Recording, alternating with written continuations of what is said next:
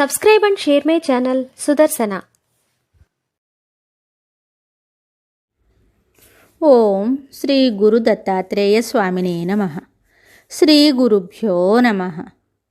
దత్తాత్రేయుని దినచర్య, వివిధ గ్రంథముల దత్తస్వామి నిరూపణ.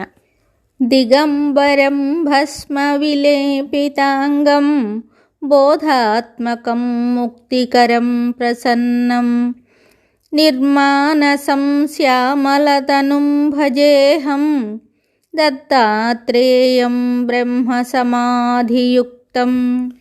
దిగంబరుడును, సర్వాంగములయందు భస్మమును అలదుకొన్నవాడును, ఆత్మజ్ఞానమును కలిగించువాడును, ముక్తిప్రదాతయు, ప్రసన్నుడును, నిర్మానసుడును, శ్యామలమైన శరీరము గలవాడును, సదా బ్రహ్మ సమాధినిష్ఠుడును అగు శ్రీ దత్తప్రభువును భజించుచున్నాను.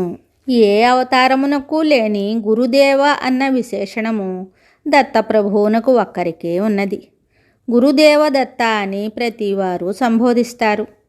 ఈ అవతార లక్ష్యము మానవులకు జ్ఞానమును ప్రసాదించి ధర్మరక్షణ చేయుట కనుక మానవజాతి ఉన్నంతవరకు ఈ అవతారము భువిపై ఉంటుంది.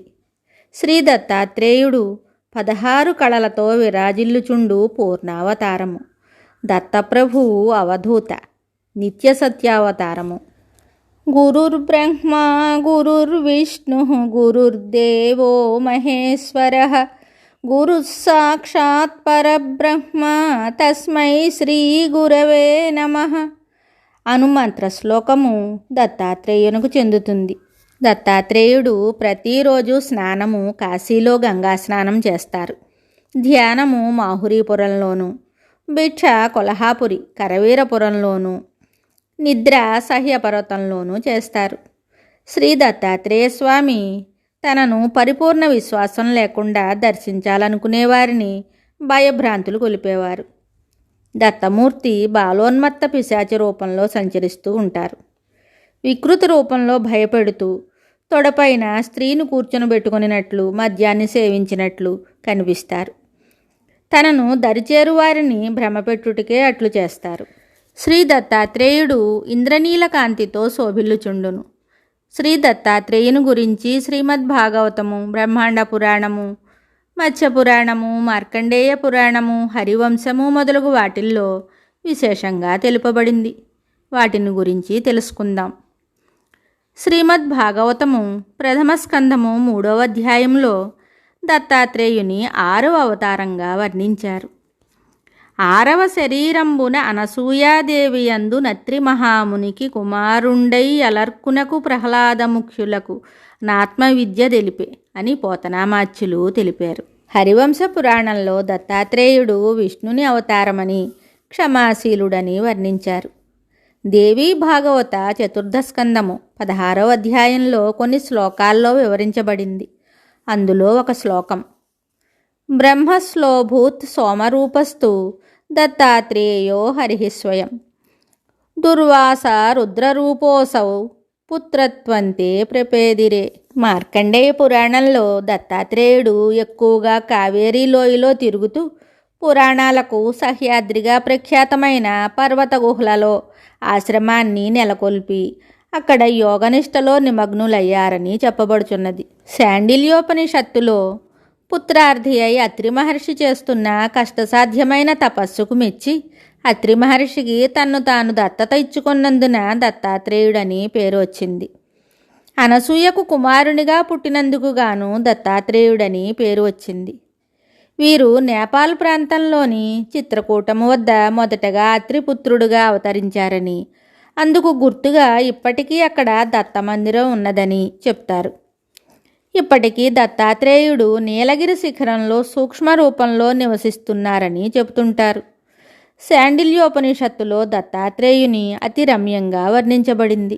దత్తాత్రేయం శివం శాంతాం ఇంద్రనీల నిభం ప్రభుం ఆత్మమాయారతం దేవం అవధూతం దిగంబరం భస్మోద్ధూళిత సర్వాంగం జటాజూటధరం విభుం చతుర్బాహుం ఉదారాంగం ప్రపుల్ల కమలేక్షణం జ్ఞానయోగనిధిం విశ్వగురుం యోగిజనప్రియం భక్తానుకంపనం సర్వసాక్షిణం సిద్ధసేవితం ఏవం యః సతతం ధ్యాయేద్ దేవదేవం సనాతనం సముక్త సర్వపాపేభ్యో నిశ్రేయస్సమవాప్నుయాత్.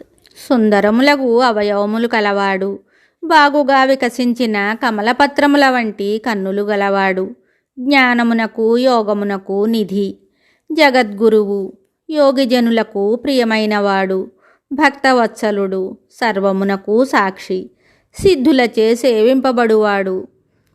ఈ పై విధముగా దత్తాత్రేయుని ధ్యానించువాడు సమస్త పాపముల నుండి వీడి పరమానందముతో శ్రేయమును పొందును.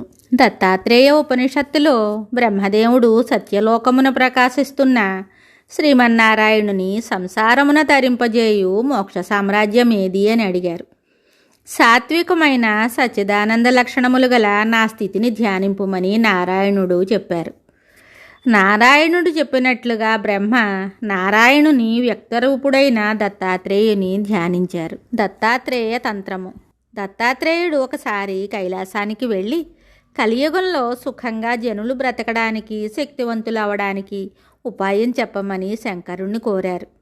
శంకరుడు దత్తాత్రేయునకు దత్తాత్రేయ తంత్రము అను పేర బోధించారు. మత్స్యపురాణంలో నందీశ్వరుడు నారదునకు విభూతి ద్వాదశి వ్రతాన్ని గురించి చెప్పారు. 12 మందిని 12 నెలలలో నెలకొక్కరి చొప్పున పూజించమని చెప్పారు. ఆ పూజింపబడు వారిలో దత్తుడు ఒకరు.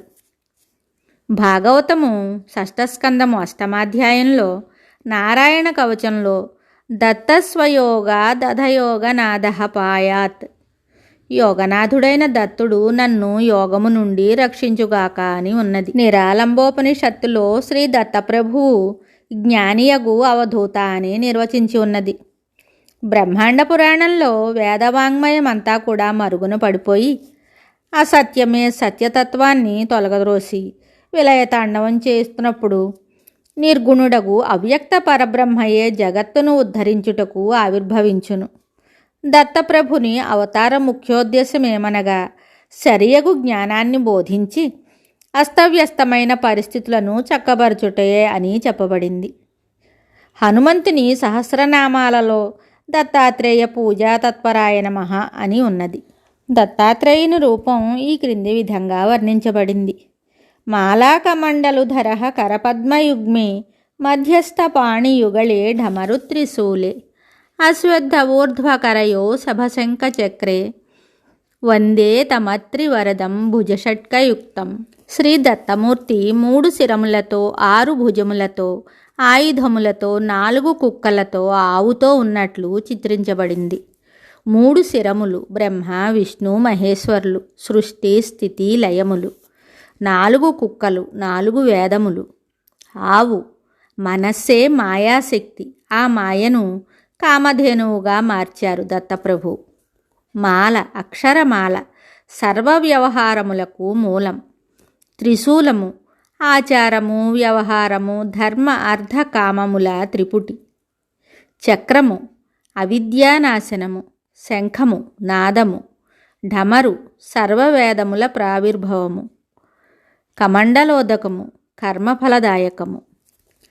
కృతయుగే మాధవమాసే కృష్ణపక్షే దశమ్యాం దిషణస్య వాసరే పౌష్ణే చ రుక్షే జపే జుపాంసే దత్తస్త్రీమూర్తి స్వయమావిరాసీత్. అనగా కృతయుగంలో ఒకానొక వైశాఖ బహుళ దశమి గురువారమున రేవతీ నక్షత్రయుక్త మీనలగ్న మీనాంశమందు త్రిమూర్త్యాత్మకులకు శ్రీ దత్తాత్రేయుల వారు స్వయంగా అవతరించారని చెప్పబడింది. కానీ మనం దత్త జయంతి మార్గశిర పూర్ణిమకు చేసుకుంటున్నాం. దత్తాత్రేయ స్వామి అనుగ్రహాన్ని పొందిన భక్తులు కార్తవీర్యార్జునుడు నిత్య స్మరణతో ఆత్మవిద్యను బోధించెను. వేదధర్ముడు నవవిధ భక్తి నామజపంతో, దీపకుడు కథాశ్రవణంతో, విష్ణుదత్తుడు చరణసేవతో, యదురాజు పూజల వలన అర్చన భక్తితో, పరశురాముడు సఖ్యమున శ్రీవిద్యను బోధించెను సఖ్యభక్తితో, ప్రహ్లాదుడు నవవిధ భక్తితో సేవల వలన అజగర రూపమున ఆత్మవిద్యను బోధించెను. అలర్కుడు వందన భక్తి సేవించుట వలన యోగ విద్యను ఆత్మవిద్యను బోధించెను. మరికొన్ని విషయాలతో మళ్ళీ కలుద్దాం. శుభం. Subscribe and share my channel Sudarsana.